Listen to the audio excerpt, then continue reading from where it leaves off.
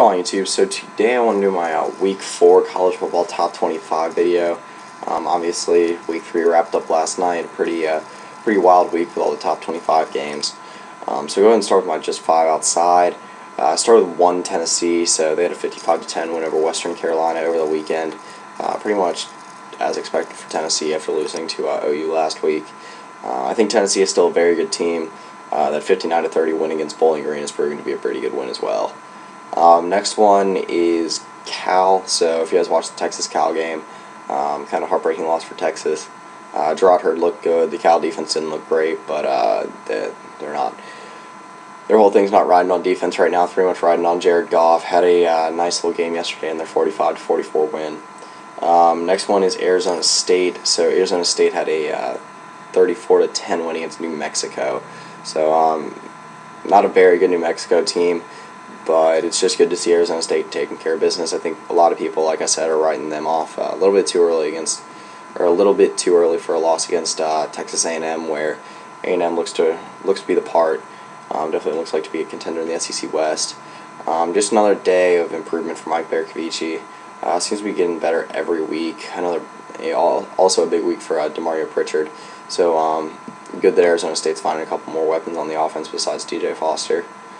Alright, so next one is Temple. So Temple had a close win against UMass. A little bit too close compared to what Temple's been doing the last 2 weeks. A lot of people had them inside their top, if not inside the top 25, just outside. Looked like Temple was climbing, could possibly be the best non-Power 5 team, just everywhere this year. So kind of took a step back with that win, but still hovering around the top 25. So next one is Memphis. So if you guys actually watched the Memphis Bowling Green game, then you actually saw a really exciting game. But Memphis ended up pulling it out in the end, and looks like they're just keeping on the uphill climb from last year. Alright, so moving inside the top 25. So at 25, I got West Virginia. They had a bye week. Go on to play Maryland this week, so see if they can keep advancing up in the top 25. Next one is Stanford at 24. So if you guys saw the Stanford-USC game, impressive performance by Kevin Hogan. Christian McCaffrey also looked good, so did Bryce Love. Stanford looking like they can find a couple more weapons, definitely getting a lot more consistent. And that loss to Northwestern, I'd say, is just, it's not a good-looking loss, but having Northwestern beat Duke kind of shows that Northwestern isn't a fluke. And I think if Stanford hadn't got off to a slow start, they could definitely be firmly playing inside the top 20. Move on to BYU. So BYU had a heartbreaking 24-23 loss against UCLA. Tanner Mangum had an okay game. Nothing really too special, but they weren't able to pull off the last-second magic like they were against Boise State and Nebraska. So move on to 22, Wisconsin. So they had a 28-3 win over Troy after they beat Miami of Ohio 58-0 last weekend. Really the only thing that's hurting Wisconsin's stock right now is the Alabama's loss over the weekend, and you really can't put any stock in that until you see how good until we get a few more weeks under our belt of Ole Miss to see if they are actually for real a college football playoff contender. So move on to 21, Oklahoma State. So they had a 69-14 thrashing of UTSA over the weekend. Kind of put all their pieces together. Running game looked better. Defense was definitely good, enforcing 7 turnovers. See if they can keep that going against Texas this following weekend. So Northwestern had a 19-10 win over Duke. And just another scrappy win for Northwestern. They keep getting these 9-10 point wins. And if they keep doing this against good teams, then obviously they're going to do nothing but keep sliding up in the rankings every week. So I believe they're either 19 or 20 in the coaches poll this week. So they'll keep moving up, and if they can stay consistent inside the Big Ten, at least compete for a division title inside their division in the Big Ten, then I think Northwestern could easily finish the year inside the top 20. Move on to Utah. So they had a 45-24 win over Fresno State. Also Fresno State, they got beat 73-21 the previous week. But a good-looking game from Devontae Booker. He's playing the part he was supposed to so far this year. Utah looks good, definitely looks like a contender in the Pac-12 South. Move on to number 18, Georgia Tech. So rough loss for Georgia Tech over the weekend. Just kind of looked outmatched against Notre Dame. It was a close game. Georgia Tech definitely put up a good fight, but Notre Dame keeps losing players to injuries, and they keep just throwing the next guy in and showing that the defense is very good. Will Fuller's been looking very good. Deshaun Kaiser did enough to win the game, and Notre Dame definitely looks like a college football playoff contender. So I wouldn't say just because Georgia Tech gets knocked off by 8 points by Notre Dame that they're no longer a contender inside the ACC. Georgia Tech still did look all right. Running game kind of was halted a little bit. Justin Thomas only completed, I think it was like 33% of his passes, but he's not known for passing. So I think if Georgia Tech can regroup and maybe get a big win against Clemson or Florida State inside the ACC, they'll be right back in the thick of things. All right, so move on to number 17, USC. So USC had like I said, a tough loss to Stanford, 41-31. Cody Kessler looked all right. Not terrible numbers. I believe it was almost 275 yards passing and 3 touchdowns. Just the USC defense didn't do what they needed to beat Stanford. Stanford definitely looks like a good team, but I think I put my faith in USC a little bit too early. If you guys saw my videos at the beginning of the year, I was saying that I don't think USC could manage to keep consistent enough. They had the talent too, but I don't think they would to be a college football playoff team. And if you guys saw my bold predictions at the beginning of the year, I said they would lose, I believe it was at least 4 games, or maybe just 4 games solid. Like I said, I put a lot of stock into them last week. They were looking good, and I still think that USC can be a contender in the Pac-12 South, but they're definitely facing an uphill battle from here on out. Next one is Arizona. So Arizona just thrashed Northern Arizona over the weekend, 77-13. Anu Solomon keeps on looking good. See if he can be consistent throughout the entire year, though. That's the whole thing with Arizona. If they get Scooby right back, he looks fully healthy, good to go, then I think Arizona is definitely one of the teams to beat in the Pac-12 South. So move on to number 15, OU. Baker Mayfield definitely looked the part in this past weekend in a 52-38 win over Tulsa. He accounted for, I believe it was 587 yards of total offense.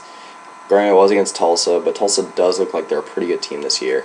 Definitely not a pushover, definitely not the same Tulsa team that OU beat in the beginning of last year. So OU just looks like they're going to keep on rolling. Baker Mayfield looks like a tough quarterback, and looks like he can definitely come through in clutch time, which could pay huge for OU in the coming Big 12 games. So I move on to number 14, Oregon. So Oregon had a 61-28 win over Georgia State. Vernon Adams was hurt, did not play. If there's only one thing that's concerning for Oregon at this point, it's their defense. Defense that I believe gave up more than 40 points to Eastern Washington, 28 points to Georgia State. Jeff Locke looked pretty good. Run game looked good. I said this at the beginning of the year, I think Jeff Locke should have been the starter the entire time for Oregon. He's got more eligibility left. I think he looked just as good as Vernon Adams did whenever he played. And you could definitely, since Vernon Adams does graduate this year, you could give the keys to the Oregon offense to Jeff Locke for a couple more years and at least get some stability for the future under Oregon. So move on to number 13, Texas A&M. So A&M had I believe it was 44-27 win over Nevada. Kyle Allen had a good game. Defense looked all right. Trey Carson had another big game. Texas A&M just keeps on moving up. Looks like they could be one of the top 3 teams in the SEC West this year. Also, I think another year of the SEC West being the best division in college football. SEC East leaves a little bit to be desired so far, but it just looked like a high level of competition in the SEC West between Ole Miss, Alabama, and Texas A&M. Not to mention LSU and Mississippi State. Anyway, move on to number 12, Clemson.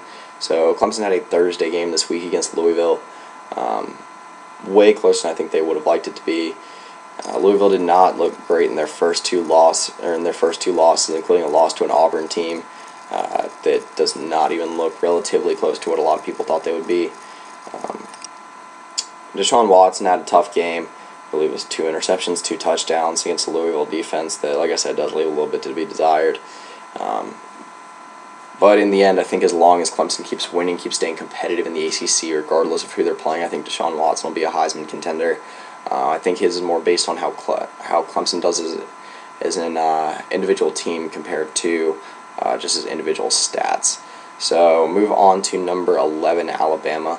So Bama had a tough loss against Ole Miss over the weekend, 43-37. So I don't think a whole lot of people saw this coming, especially since it was in Tuscaloosa. Chad Kelly looks like one of the best QBs in the SEC this year. Ole Miss's defense hung on long enough to win the game. Bama looked like they were about to come back in the end, but Ole Miss was able to stay them off. A lot of people think Ole Miss might still be a pretender this year. A lot of people haven't bought into their contender status yet, but beating the number 2 team in the nation, what might actually be the most talented team in the country, at least what it looked like before this week, is definitely an impressive win, especially doing it on the road. So I don't think Bama should fall too far. Falling to 11 is far enough, and I do really think they're still a contender in the SEC West. So move on to LSU at 10. So they had a huge win over Auburn, but like I said, it's hard to put how much stock a win against Auburn is, how much their stock should go up, against a win against a team like Auburn until they actually get through maybe a few more SEC games. But so far, LSU looks the part, holding on last week against Mississippi State, a good Mississippi State team at that, and then just pretty much handling Auburn completely. So Leonard Fournette looked great, over 200 yards of rushing and 3 touchdowns. Definitely keeping his status as a top 5 Heisman contender right now. And LSU's definitely look like they're inserting themselves back into the SEC West race, which they haven't really been a key part of really since the beginning of 2013. So good to see them back. So move on to UCLA at 9. So managed to hang on against BYU, a tough BYU team to beat. Josh Rosen did not look very good. 1 touchdown, 3 interceptions. I think it was just a tough day of freshman mistakes. I think he'll improve. He'll get better. Paul Perkins was able to save him over 200 yards rushing and I believe 2 touchdowns. And granted, it was a win against the number 19 team. UCLA kind of proven they're for real, and looks like they're one of the 2 best teams in the Pac-12 right now. So move on to number 8, Ole Miss. So Ole Miss, obviously, like I was just talking about, the Bama game, 43-37 win. Chad Kelly definitely looks like he could be, like I said, one of the best quarterbacks in the SEC. Defense hung on for long enough, and Ole Miss definitely looks like the best, or I believe they are the highest rated team in the SEC right now, aside from Georgia.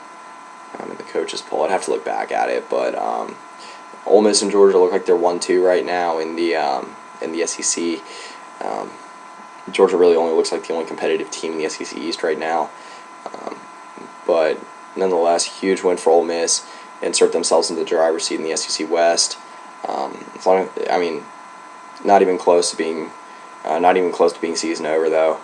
Still got probably got to face the toughest division in all of college football. A&M still got to play Mississippi State, LSU, Arkansas if they can get it together, but still, huge win for Ole Miss. Good to see them back inside the top 10, and see how they can do this in the few coming weeks if they can stay in the driver's seat in the SEC West. So move on to number 7, Florida State. So another stagnant offensive week. Managed to pull out the win, 14-0. The defense looked very good, and they did end up beating the spread against Boston College. So another rough week for Everett Golson. Didn't really look good. Well, I don't think he really looked good at any point in the game. Granted, Florida State is still the highest rated team in the ACC right now, regardless of the poll you look at. So I think as long as they can keep winning, it does look a little bit like last year. They're not really having to come back every game, but just slow starts and then kind of pulling away at the end. So move on to Notre Dame at number 6. So a big win against Georgia Tech. Notre Dame has been ravaged by injuries so far this year, proving that they got talent on both sides of the ball. Also a lot of depth. Notre Dame has proved that they are firmly a college football playoff contender. Survived a Virginia scare last week, and just looked like they overmatched Georgia Tech. Definitely a respectable win. Inserted themselves firmly into the college football playoff race as well. So move on to number 5, Georgia. So South Carolina's kind of been the thorn in Georgia's side the last couple of years in the SEC East, but just completely overmatched South Carolina this year in a 52-20 win. Grayson Lambert looked really good. I believe he only through his first 18 passes, he only had 1 incompletion. He's looking like he can be the real deal this year. Kind of be that game manager that Georgia's been looking for, that Georgia definitely could use. 24-25, so he only had 1 incompletion all day. So Nick Chubb, another solid day on the ground. The defense looks improved. And granted, South Carolina has had a lot of trouble this year on the offensive side of the ball, trying to find a quarterback, trying to find some consistency on the defensive side of the ball. So looked like they had improved defensively, but it's hard to face a Georgia team when they're playing that well. So move on to number 4, Baylor. So Baylor had a bye week.